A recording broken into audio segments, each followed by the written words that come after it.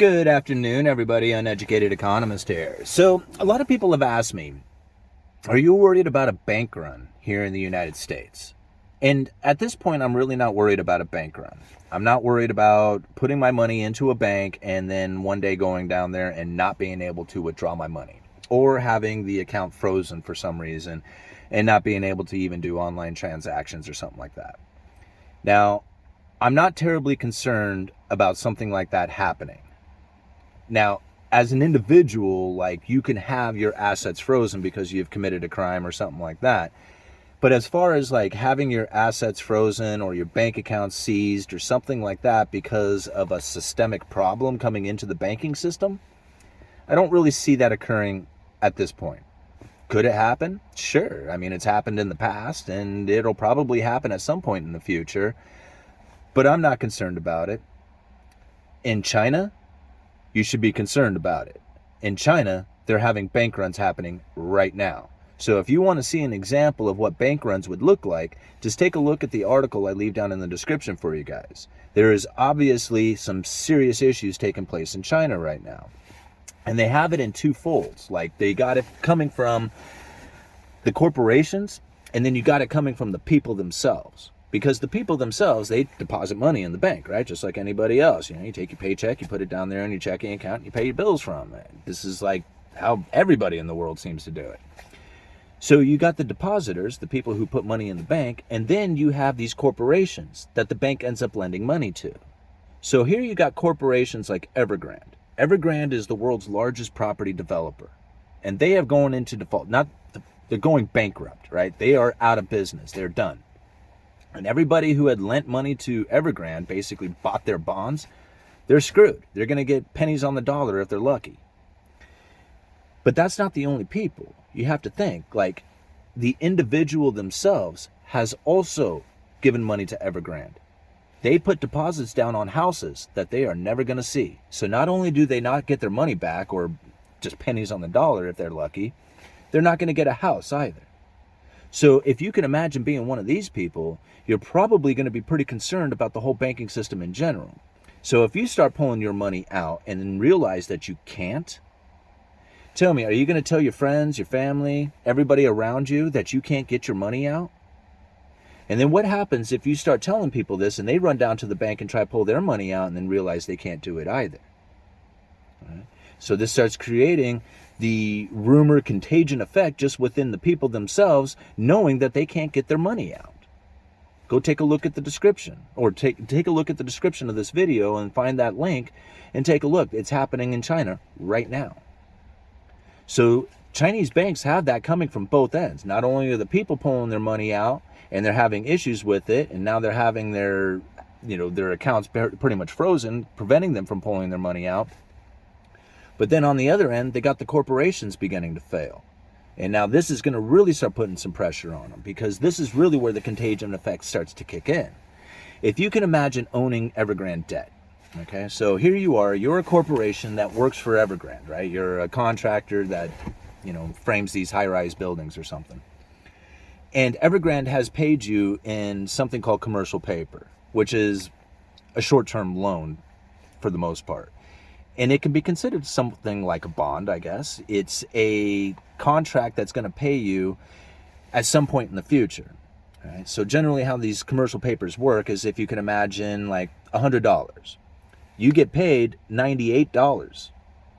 And if you hold on to this commercial paper for a year, it'll turn into $100. So you were owed $98. You got paid in this commercial paper that has a face value of $100, and all you have to do is just wait some short amount of time and cash it in for a little bit of profit. So it's great for the people who work for Evergrande to get paid in this commercial paper, because if they hold on to it for just a short amount of time, they can get paid a little bit more, or they can just cash it in for face value, or cash it in at this point and let somebody else wait till the thing matures and cash it in for the face value. Does all that make sense?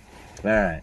So if you're one of these corporations who has been working for Evergrande, getting paid in the commercial paper, and you put this commercial paper on your balance sheet, now you got liabilities, what you owe, like your bills that you owe people, and you have your assets things like this commercial paper coming from Evergrande, right? And generally your balance sheet balances out at the end of the day. Assets meets liability, or liabilities meet the assets, right? But now if you have an asset like Evergrande in the commercial paper, and all of a sudden Evergrande's not going to pay and that commercial paper starts to fall in value, well, pretty soon your liabilities are now much higher than your assets. Your credit rating starts to turn down. Pretty soon you're having trouble taking out loans. You're having trouble buying or selling your bonds off because people are looking at your credit rating going, I don't know if you're really credit worthy, considering that your assets, being Evergrande assets, have fallen in value. So now this starts creating the contagion effect, because everybody who owns your bonds, like you have borrowed money out there too, you've sold these bonds out there, and now those bonds start to lose value. People don't want to hold them because they're worried about you making your payments, because Evergrande's basically screwing you. So this starts moving down the line. So now these banks have to deal with that as well. So these banks had lent money to Evergrande. Evergrande went out of business. Not to mention they've lent money to other people who are probably involved with Evergrande, and they're starting to lose their business as well. So now this bank is sitting in a situation where they know they're not going to get paid back. They're going to lose a lot of money, and they have the depositors going, man, Evergrande screwed me out of this house. I want all my money out of this bank. You see what's happened here? So these banks are now sitting in a very systemic problem that is starting to exasperate itself through this contagion effect. And it's very likely that this is going to start spreading throughout the rest of the world. That's why I keep saying, keep an eye on China. China is really a great indicator of what's going to happen throughout the rest of the economies in the world. And it's not going to be exactly the same, because not every economy is the same, right? The United States has the world reserve currency. Our currency is going to have a demand that's going to be much higher than anybody else's for a much longer period of time. But it doesn't mean that it won't fail. Like, at some point it will fail. There's no doubt about it. But it's not going to happen today. And take a look at the article that I leave in the description beyond the one that I leave for Evergrande. It's talking about how cash is trash, and I just don't see it. I don't see it being trash. It might be trash here in the United States because of all the inflation everybody is experiencing, but take a look at the rest of the world. The rest of the world is in high demand of dollars. Take a look at the US dollar index. It keeps going up. There is no doubt in my mind that as the quantitative tightening that happens over the next probably 2 years, that is going to create some serious pain amongst everybody who has ever taken out any kind of debt in US dollars. People talk about it being trash. It's not trash. It's the only thing you can get that will get you your freedom. If you are in debt, you need dollars. And you need dollars to secure your freedom. Think about it like that. You know, we're going to find here, as the Federal Reserve lifts those interest rates, that they are going to get ever increasingly closer to that neutral rate. And once it hits neutral, or once it even goes beyond neutral, then you're going to start seeing a really, how can I put it, constricting economy.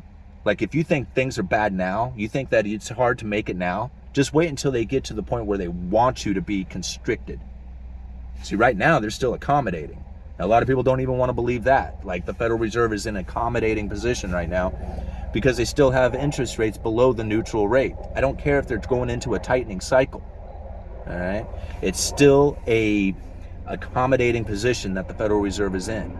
And that should scare the shit out of everybody, considering how tight everything feels for them right now. All right. Uneducated economist, you guys let me know.